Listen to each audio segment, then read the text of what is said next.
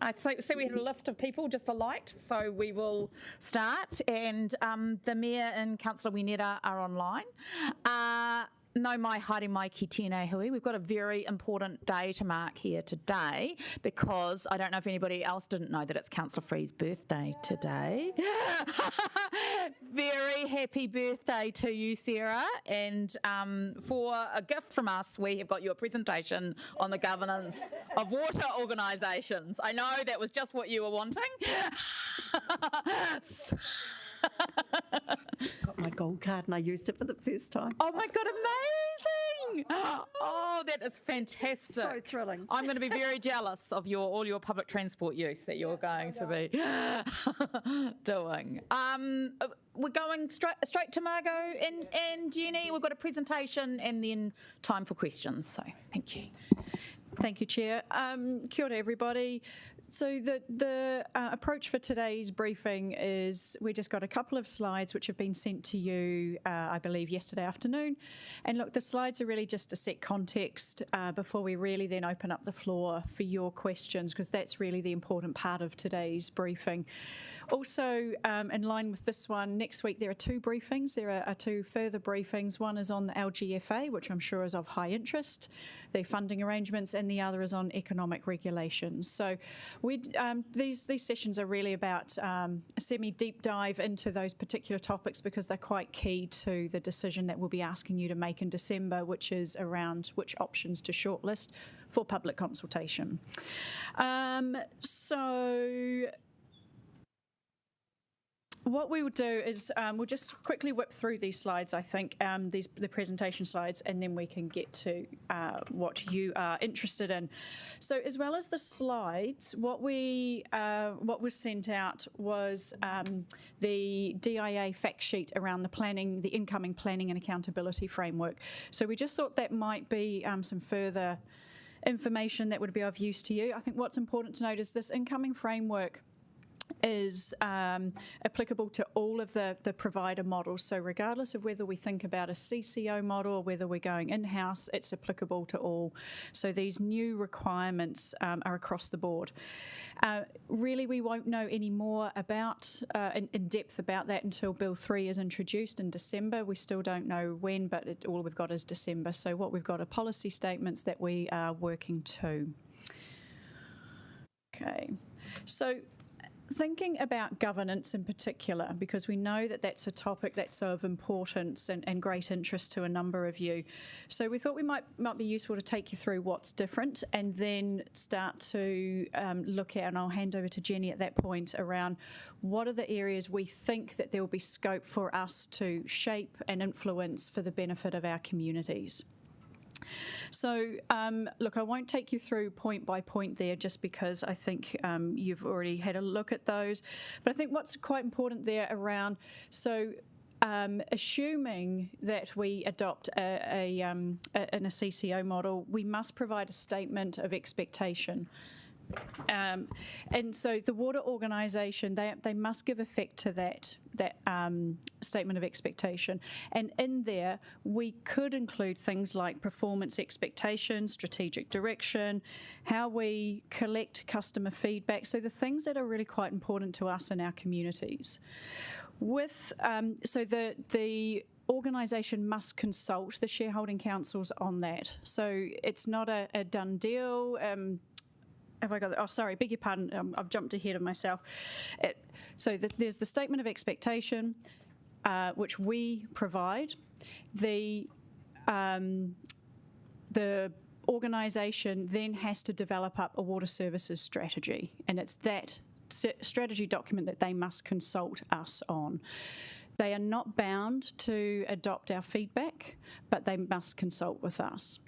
As you can see there, we must have the funding ring-fenced, and the financial statements must be broken out into each of the three waters so that there is clarity. There will be regulation, the ComCom will regulate the organisation, so what we've said there, like the electricity lines companies, and also the organisation activity must be limited to water services. So it can't diversify into other areas. The one other point that we didn't put on the slide there. So there are actually 3 documents that are key. There's the Statement of Expectation, the Water Services Strategy, and then the organisation must prepare an annual report. So those are the 3 key documents that are required.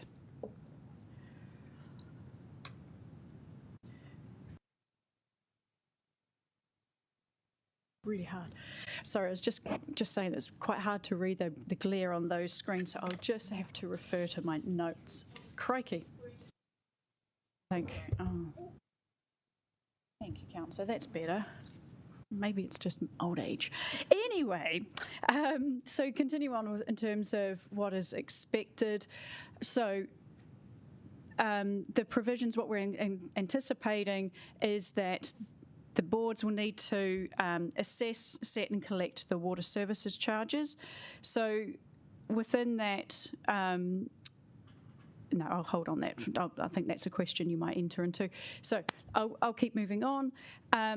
So identify which rate payers should be charged for water services and enabling the water organisations to use the development contribution. So that's a conversation I think we've had in a previous briefing around DCs. And the other thing there, that last point, is around water organisations will not have the same rates collection powers. So where there is a customer that goes into debt for unpaid, then we will need to, or they will need to use the commercial debt collection practice, okay? So that's quite different to what's in place. We thought it might be useful on your screens there to share, for those that prefer to look at more org structures, to see the proposed structure. Now, this is taken from DIA's advice, so this is not our design. So thinking about a multi-council owned organisation, this is potentially how the structure will be set up. This is what we're expecting it to be, with the multiple councils, the shareholder council, and then the water organisation board. And you can see in the table on the left-hand side the various key features that we've talked through around the Statement of Expectation, the water services strategy and the annual report and where they fit in. And then that last section there around borrowing, which we know is an important factor. So that's on a multi-council organisation. Sticking with that theme, you may recall in the regional report the proposed structure that was included in that regional report, and we can come back to that and then work through that if you would like. But this particular diagram takes the DIA proposed structure and translates it into how might that play out in practice in a regional model. So thinking about, for us in particular, how iwi fit into that conversation as well. If we were to think about a single-owned council organisation, so quite similar in terms of the structure and the expectation. So council, you've got the accountability committee and through to the water organisation board, through to the water organisation, still with the same key features around ownership, governance, the accountability framework and the borrowing arrangements there. Okay. At that point, I will hand over to Jenny. Okay, so obviously we really want you to understand what the new government framework is, particularly so that you can understand where you do have choices in terms of the decision that is coming to you in the next few months. So this is really focusing on what choices are available to you within the framework that's being provided. And the key documents there really are going to be around the CCO constitution and the shareholders agreement. Now, neither of those documents are compulsory, but they are recommended by DIA in terms of establishing these documents when you establish a CCO. And a CCO constitution must comply with all the statutory objectives, and at the moment we don't know exactly what all of those might be in Bill 3. So it's possible that there will be new objectives that we aren't currently thinking about at the moment. But we believe that you may be allowed to add additional objectives to the Constitution if you wanted to. So that is a key lever that you may have available to you in terms of shaping the governance of this organisation when you set it up. Some of the things that you might consider putting into the Constitution assuming that you're able to add additional objectives, would be things around perhaps Te Mana o Te Wai as an important principle, issues around pricing principles that might be fundamental for the CCO, and the Consumer Charter amendment that we had last week. Some of the things that you might be thinking about in a Consumer Charter might go into a constitution, for example. So at this point, as I say, until we see Bill 3, we're not entirely sure exactly how much room to play we have here, but we think that there will be space for decisions to be made here and space for you to provide direction. The CCO constitution essentially binds the board. It tells the board of the CCO what it can and can't do. The shareholders agreement is the agreement between the councils who own the organisation. So that's only an issue if you are jointly owning an entity. If you were a sole owner, you wouldn't need a shareholders agreement. So the shareholders agreement then is about how the shareholders will behave together and how you're going to work together with your partners. So obviously also a pretty important document. The sorts of things you might see there would be like the board skills matrix, that as a group of shareholders, what do you think the board skills need to be? Again, I'm expecting that the Bill 3 will have some minimum requirements in terms of board skills, but we may be able to add to those if you wanted to. Issues around how are you going to appoint the Shareholders' Council, and how many members are going to be on the Shareholders' Council to oversee the board, and how are the voting rights on the Shareholders' Council going to work, are all matters that would be dealt with in a shareholders' agreement.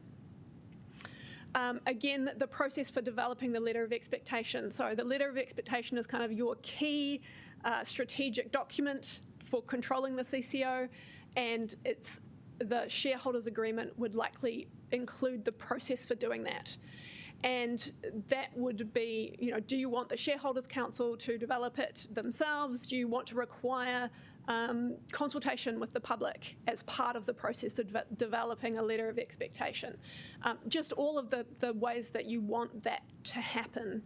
The letter of expectation only happens every 3 years. So again, it's thinking about, it's essentially on a long-term plan kind of cycle. That's what they were thinking about when they developed these. So it would make sense to have a comprehensive process for how you might want to go through that.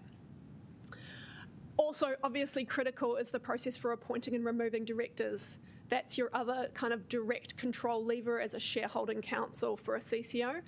And so what those processes look like would be included in a shareholders agreement and how that's going to work, as well as potentially any other tools you might have for managing poor performance. So for there, I'm thinking about if you wanted to commission a review of the performance of one aspect of the CCO, how would you go about doing that? Do all the shareholders need to agree? Can one shareholder on their own request a review and have that go forward? Is it a 50% majority, et cetera, et cetera? So there's a whole bunch of things that need to go into that shareholders agreement that provide the structure around how this is going to work within the framework the government are providing. And so that's really the area where we want to be able to provide you advice and options so that you can understand what you might be able to do in that space as we bring you advice in December.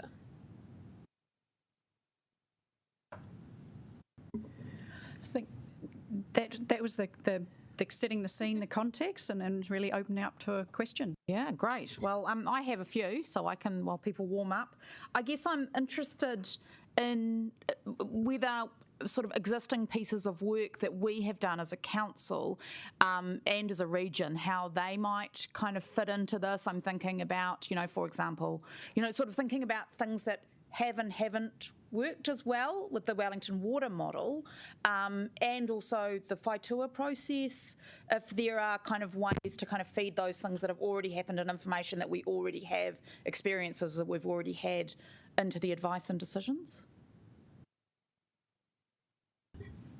We're certainly, we've been looking at the several reviews of Wellington Water that have happened over recent years to look at the findings of those, where they might guide us in places where we might want to make changes or reinforce things that are working well.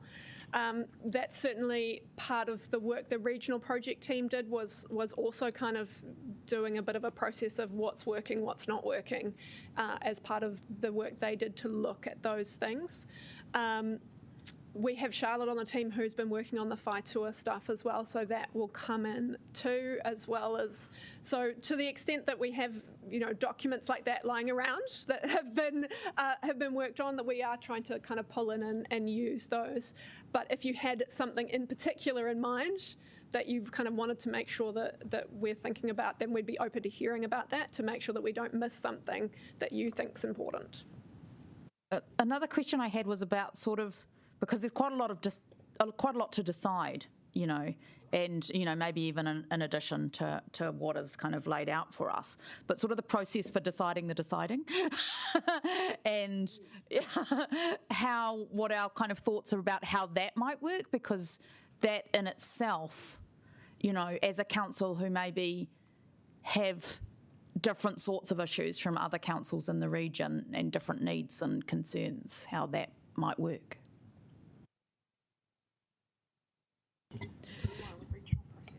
Yeah, I think if we think about the decisions that are in front of you, councillors, that as for us, we're looking at it as a stage process.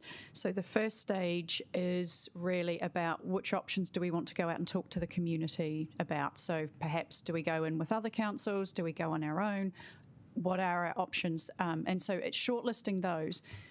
Once that decision is made, then we can narrow down where our thinking needs to be. So if, for example, everyone was in unanimous agreement to jump into the regional model, then we would be working very closely with the regional team and the other councils about what that decision-making process would look like.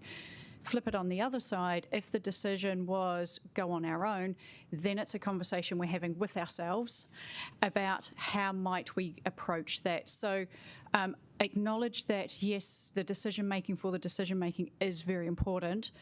For us, I think we need a little bit more. At the moment, we're working to a breadth this big. We need it just narrowed down to then be able to help guide you through that. But you're saying we need to make some decisions before we make the decisions about the decisions. Yes. Councillor Rogers. Yeah, I guess the most immediate thing that the organisation will be going through is, I guess, it's in planning for the organisation as well as the WSDP, and I was wondering how the water services strategies differ from a WSDP, like what is covered in a water services strategy, what is within scope, and what is just kind of management for the organisation? Sure. So the WSDP is a transitional document that we're going to prepare once, and that we will submit to DIA for their approval, whereas the water services strategy is the kind of ongoing accountability document that we will do every 3 years into infinity. Exactly what is going to be in a water services strategy is a little bit unknown. So we've had a policy announcement that said, here's what we think it's going to be, and obviously kind of investment planning. They've talked about 10 and 30-year horizons for infrastructure planning, asset management, those sorts of things. Very much the thinking around the water services strategy is that it is like the LTP, the infrastructure strategy, the financial strategy. If you pulled the water bits out of all of that, that's what a water services strategy is going to be. More detail than that, we can't really give you at this point in time, and we're all kind of waiting on Bill 3 to see how much further information we might get. Right. Could I ask another one? Because that, I guess, kind of feeds into one of the other thoughts that I sort of had, and it was kind of touched on about their ability to levy development contributions, but it was kind of from the aspect of us retaining ownership of spatial planning and us kind of having the authority to say, okay, yes, we're going to do a development here. Does that necessitate that the water services entity provides coverage to that development?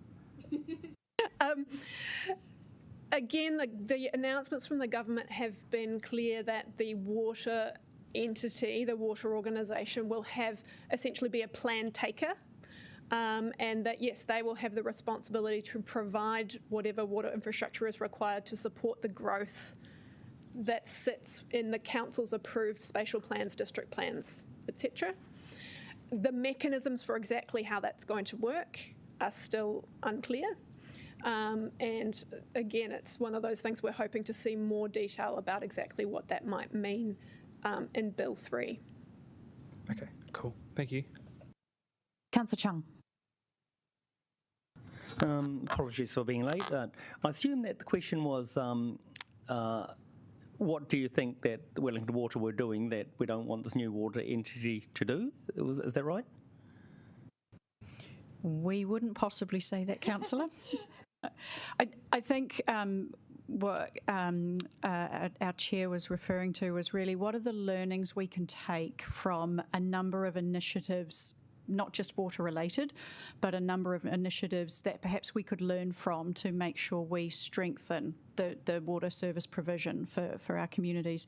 It could include the likes of, for example, the community housing provider. You know, what have we learned from that process that we want to continue doing, but also perhaps that we would look at doing differently? That would certainly have been my interpretation. Okay, I think of a nice way to actually put this.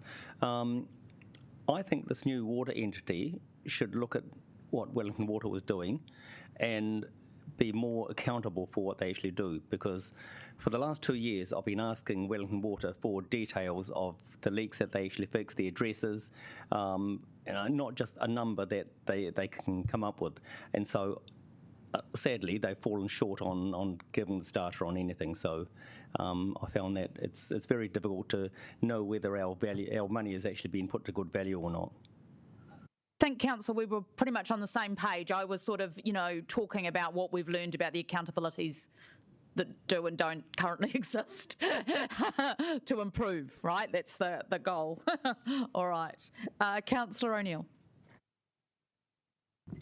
Kia ora, two partai. So the first one is just around, I wanted to better understand the Constitution and where that kind of sits in priorities.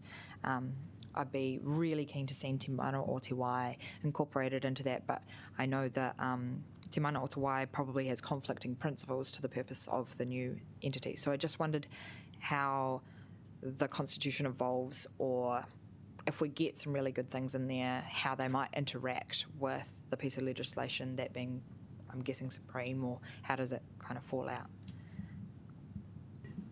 Yes, so any statutory objectives in the new bill will take precedence over everything.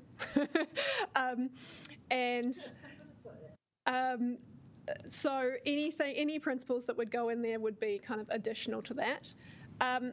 There has been discussion in some of those government documents being released around Te Mana o Te Wai and the ways that can be included into the governance of these organisations. Again, I think one of the key principles with Local Water done well was letting the local councils and whatnot decide how they want that to be included. So it will, the announcements we've seen is that it will not be included at the legislative level. And so if you wanted to include it, then the CCO Constitution would be the appropriate place to do that. Cool. Just a second part, this is around the definition of water services. Knowing that, like, Wellington has quite a lot of success, in particular with fresh and stormwater and their interaction with wetlands, say, for example, but how to separate out what is water services infrastructure and what could be built or natural environment infrastructure. Do we have clarity on that? I can't remember off the top of my head. There was a bit of toing and froing about the definition of water services in the Act for that exact reason. And I'm afraid I can't remember off the top of my head exactly where they landed on that, but it is a challenging issue in terms of how do you deal with kind of green infrastructure and nature-based water infrastructure solutions.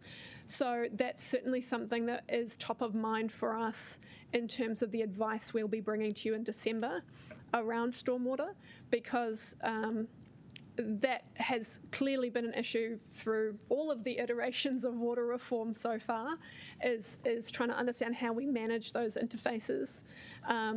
If stormwater were retained by council, then how do you manage an interface with the wastewater network that is now being managed by a different entity?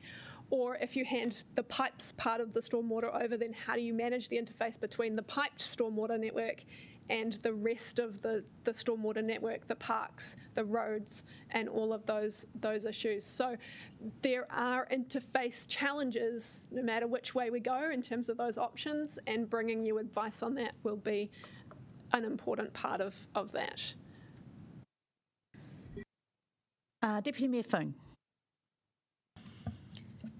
So, just back to questions that Councillor Matthews and Councillor O'Neill have been asking around Te Mana o Te Wai, how should we signal right now and let you know that we really want to make sure that that is part of our principles or in the Constitution? I think that the stewardship objectives that were in the paper that just came to you and which you noted already do include Te Mana o Te Wai as an important principle in terms of mana whenua and their priorities. When the paper in December comes back to you, we will have more information about how you might bring that to life, and you will be able to take more substantive decisions. I think at the moment we are clear that that is an important thing for us to bring advice to you about, and we certainly will be bringing you that advice so that you can then in December make substantive decisions about how you want to go forward on that issue. Okay.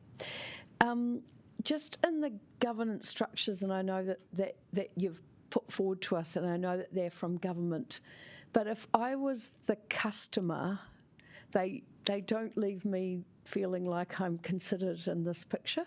So, is that something we can work a bit harder on with our model so that we, the customer know, in a way, they're almost at the heart of this and the wellbeing for water and what have you, but yeah. I don't think there's a lot we can do structure-wise. However, I think this is where the statement of expectation becomes really critical. So what are our expectations, regardless of which model we go in? What are our expectations on how that organisation engages with, responds to our customers, our community? So for me, I think that's really where I would be looking for that to come to light.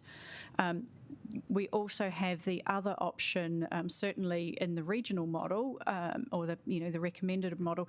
So the vote you took just recently around a consumer charter. So again, how does that shape up? How does that represent and make sure that there's a strong customer voice? And then what's the interplay of that with the legislated requirements? So I think we have vehicles. It's just choosing the right one, or maybe multiples, to make sure that we're really clear about what it is that we're after.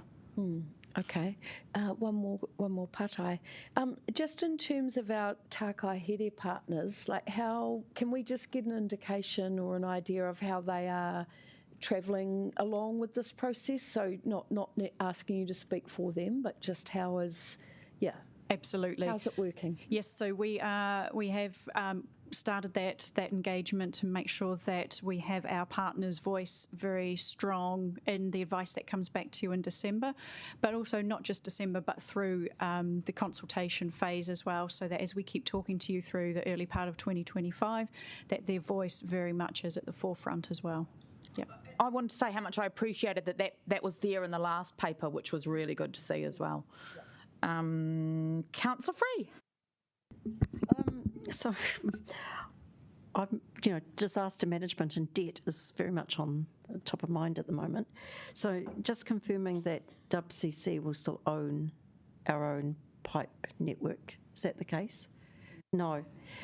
No. So in the case of one of these CCOs where we would transfer the ownership of the assets to the CCO, and then we would own shares in the CCO. So the public ownership is maintained and council ownership is maintained, but it is no longer direct ownership of the asset. So in the event of a disaster such as Christchurch had, where a lot of the money was broken pipes, whose responsibility is it to fix, and how do we make sure we keep the debt headroom to respond to that? As Sarah kind of responded previously in a Q&A, the insurance policy, the CCO would have an insurance policy because they would be the ones owning. Oh, and the assumption is that all of the benefits we get at the moment from the 60-40 rule would transfer over to this new entity. Sorry, what's the 60-40 rule? So where the government would step in and pay 60% and we pay 40%, I believe I'm getting In a disaster. in a disaster scenario. So the insurance, we're just starting out on the conversation about insurance and how this new entity may or may not cover its assets. We're thinking there'll be a lift and shift of our policies across, and then they being the new entity would then make those decisions going forward. But ultimately, the new entity would be responsible for relaying and working those pipes. And then that gets me to a question about the debt. When I've asked it before, but we have relatively low debt on these assets compared to some councils. How's that going to be accounted for? Can we bring that back to you? We're very close to concluding a solution or resolving on an issue across the region on our debt balance that we will likely transfer over into the new entity.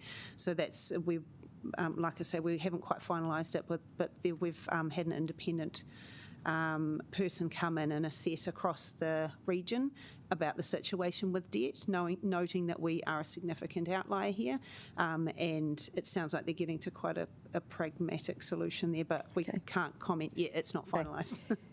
Yeah, and I guess along with that concern is how do we make sure that we don't become responsible for other partners' debt? You know, that they're not leveraging off the fact that we've got low debt to provide debt elsewhere. Oh, yeah, so that is part of this piece of work. Okay. It wasn't just our debt that was assessed, it was looked across all of the councils that may or may not participate in a regional solution on an equitable Can I have one footing. more? Yes. It's about the interface again with our roads, because I've noticed this with the regional council as well. You know, the damage that might be caused by this organisation having to dig up our roads to fix things. How's that interface and that cost going to be managed? Well, we already have active agreements. Brad's team manages active agreements with all our utility providers who need to dig up in our road corridor and do work like this. And the responsibility for them returning the road surface to the state they found it in, and it sits with them and their cost, and we inspect it afterwards and make sure that they have met their obligation. And that exact kind of new agreement would need to be made with the new entity so that that continues to be the case. Okay, can I go back?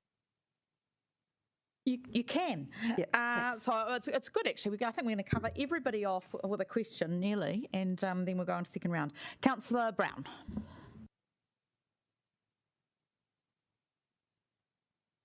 Sorry, push the button. I presume there is somebody out there who's listening to this stuff. So I would guess there's a high probability that we do end up with two water entities coming out of all of this exercise, the stormwater being over here and the sewerage and freshwater being over in whatever the vehicle is. So I'm just curious as to why we're not seeing, and I would imagine it's quite different governance structures, because one of them obviously is directly funded by rates and has got quite a different liability profile.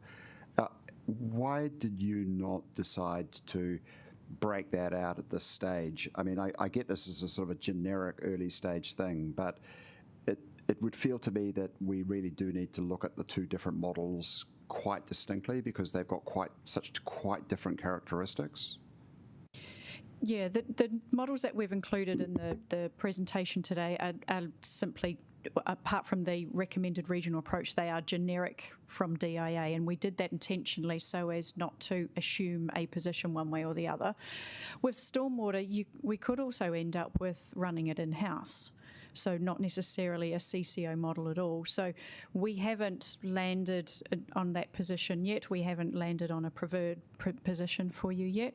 So that is still very much under active consideration. So yes, again, what we put up today was just generic as examples. Okay, sorry, I just got one small other additional question. I see the Mana Whenua participation in this process, or especially at the governance level, quite a difficult issue, because at one level we are asking for skills-based directors, et cetera, But on the other, we have got the Mana Whenua sort of lines pointing into the board, at least on the regional entity. And having participated in the regional entity selection of directors and whatnot, I would say their model is fundamentally flawed for a whole raft of reasons. But it feels like the Mana Whenua participation in the governance level is a very difficult issue, because obviously we do want it. We recognise that it's highly desirable, but at the same time we don't want that to compromise or to even lead to the possibility of compromising the skills requirement of the directors. And so I just noticed on the standalone entity you left out the Mana Whenua issue altogether, which I don't really think is a good a good approach. So just why you did leave it out would be my question, really. No, good question. Again, just those are the models provided by DIA, so we haven't tailored those in any way, shape or form to be more appropriate for WCC and our Takahere agreement, yeah. But acknowledge what you're saying about the skills and the need to make sure they're adequately included and represented, yeah. Really. And the advice that we're preparing for December will bring options of different ways and at different levels that could be included. So, for example, the regional report spoke about the arrangements that Watercare has, where they have their organisation operationally has MOUs directly with Mana Whenua across the region in terms of ways that they will work together, and that's not a governance matter. That's actually happens at the management operational level. Yeah, so there are a number of different ways that you could go about doing that, and part of the advice we will bring you in December is hopefully setting out all the different ways that you could do that, and so that you can consider what your options are. Councillor Whenua.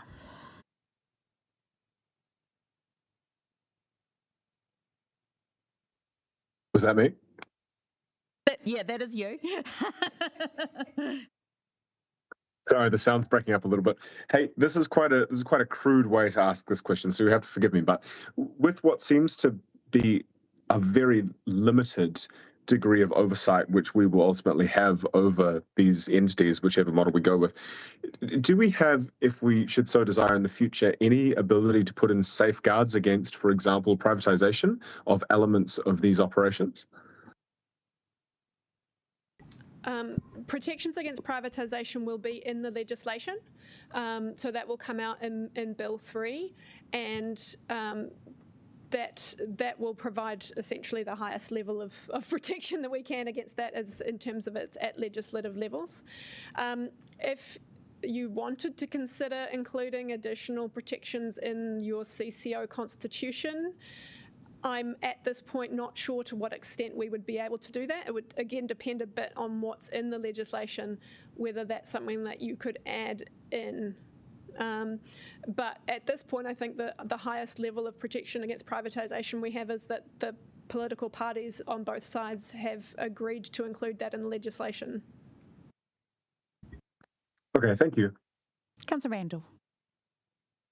Thank you. I just wanted to go back to Councillor Brown's comment about stormwater versus the other two, because I take it the governance is required for the two main waters, or the two waters, but stormwater is more discretionary. So my question is, does the legislation permit us to have a much more flexible arrangement in terms of the entity supporting the stormwater pipes? So could we, for example, just treat them like a contractor because they're still in water services, but we could essentially subcontract them as a common entity digging up stuff, and it doesn't actually work through the governance model?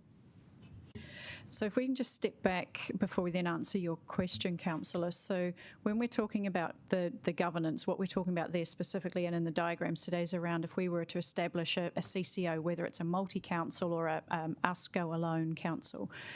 So that's when we're talking about governance. We could also run the services as an in-house business unit. So for governance in that sense, then we're talking about as WCC. So governance, what we're saying, as I say, talking about CCOs. So my question is, given that we're, let's say, running the planning side of stormwater along with the rest of our urban design. Can we contract? Is there anything in the legislation that restricts us from contracting to the new entity to deliver actual implementation of stormwater moves, as in changes and that sort of stuff? Or are we required to work through the governance structure for the delivery of stormwater services? The legislation does not require us to set up a CCO at all for anything. If you choose to set up a CCO, you can set up a CCO for 2 waters on its own and retain stormwater yourselves. That is what Auckland Council have done. So Watercare only deals with 2 waters. Stormwater is staying with the council. Or you could choose to set up a CCO that runs and owns all of the 3 waters. If you choose to retain stormwater, as Auckland Council has done, then delivering that in-house, you could deliver that via a contracting out model. And there are options for doing that. It would be similar to the way we manage transport at the moment, where we go out and procure a contractor for a period of time. Companies like Fulton and Hogan and Higgins and all of those companies bid for that work. And if there was a regional CCO in existence at that time, they might choose to bid for that work as a contract. So there's nothing in the legislation to stop the CCO, the water CCO, from undertaking water services for this area under an arrangement that doesn't work through the whole statement of intent and strategy, but that can be work more as a delivery agent. Or is it restricted, or must we work through? I just want to know which way, or are they restricted? They say we can only do stuff, because we can put that into the statement of intent to say just work with us on that. But I'm just wondering if there's a restriction from them working in that way. I'm just reluctant to say absolutely there isn't, just because I'm not entirely confident that I'm on the same wavelength as you are, Councillor. Okay. So I don't want to say absolutely 100% we can do that, no problem. What I can say is that, yes, the legislation allows for council to retain stormwater separately if you so choose, and to deliver those services as you see fit. Exactly what relationship or whether you want a CCO involved in that would be a matter of negotiation. Okay. So the second question is, what's the ultimate liability that still rests with councils? I mean, CCOs, if it doesn't work, in other words, it becomes financially unsustainable for whatever reason, does it still ricochet back on the council, or is there a government liability, or is it just like the other CCOs that we have?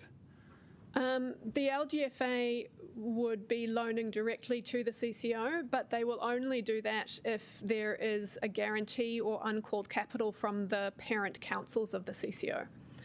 So that is the financial responsibility that remains with council if you were to set up a CCO. In addition to that, the government announcement has said that the legal liability for stormwater must remain with council, whereas the legal liabilities for wastewater and drinking water may be transferred to the CCO. That's another one where I simply do not know the details of exactly what does that mean in practice in terms of the legal liability for stormwater remaining with council, and we are eagerly awaiting more information from DAA and the government on that. But from a financial standpoint, LGFA have been very clear they will only loan to CCOs if there is a guarantee or uncalled capital from the parent councils. Okay, and just one more if I can. So in terms of accountability in poor performance, is there will the council be able to, in a regional model, move away or decide later on we want to go it alone? Is there a mechanism within the information or the legislation, as far as you know, to say that if we start on a regional model and it doesn't work out, and after 5 years or whatever we want to go it alone, we can still pull out and go it alone and that sort of stuff? Is that possible? At this point, I haven't seen anything at the legislative level that would suggest that you can't exit. But I haven't seen anything that says that you will definitely be able to exit. it would make sense when you're setting up the CCO constitution to include mechanisms for exiting in that document, as we have done for Wellington Water. So there are mechanisms in the Wellington Water Constitution for how a council may exit that arrangement. So that would make sense. From a practical standpoint about how easy that would be, that's something I would leave up to your judgment. Okay, thank you. So we are, I know we're out of time. Can we do another 5 minutes for those that have second questions? Councillor Rogers? Yeah, hopefully this is a quick one. My question was just in terms of the consultation and providing feedback on the water services strategy, does that happen through the shareholding council, or are shareholding councils consulted individually? Not entirely aware of the detail on that. We would hope that there would be more guidance come out in Bill 3. That's like the catchphrase of today, isn't it? It's probably something you'll hear regularly over these next few briefings. But it would more than likely go to the councils collectively. Yep. Councillor Free? Yeah, just a thought about who's going to be responsible under this model for managing the complaints and processes and the customer, and also providing feedback to the shareholders. If we went with a CCO model, that responsibility would be with the new entity. So they would have the direct relationship with the customer, including billing as well. So they would be responsible for meeting those DIA targets that we're not meeting at the moment because we're splitting the information across two entities. Yes. Yeah, okay. Councillor Chung? Just on with Councillor Randall's comment, your response to him regarding an exit strategy, I seem to recall that if we were to exit from the Wellington Water agreement, that was a huge amount of time. I can't remember whether it was about 18 months or 2 years or something, wasn't it? Yeah. I believe that's right, something along in that order of magnitude, yeah. Great, thank you. I just had one last one, and it was around the legislation and Bill 3, our friend Bill 3, that more information about who will be charged. Does that mean consumer charging? Is that also within the first slide? Is there more information coming in legislation about how users of water will be charged? Potentially. We haven't seen any detailed announcements about that. What I can say is that all the indications that we're being given is that they are modelling the regulation for these new water entities on the existing regulation for electricity distribution companies, so lines companies, think Wellington Electricity. In that regulatory regime, the Electricity Authority has some responsibility around pricing methodology, so how do you set your charges? At the moment, while they do have the power to set rules, they haven't. At the moment, they are managing pricing methodologies in that market with guidance and pricing scorecards, essentially reporting back on how well companies are following the guidance. It's possible that water services entities might see a similar kind of regime, but we simply haven't seen any information about that or not, so that's a wild assumption. It may be that the Bill 3 will come out with very detailed guidance around pricing. We're waiting with bated breath. Thank you, Margot and Jenny, for taking all of those questions and giving us a lot to think about. Thank you very much.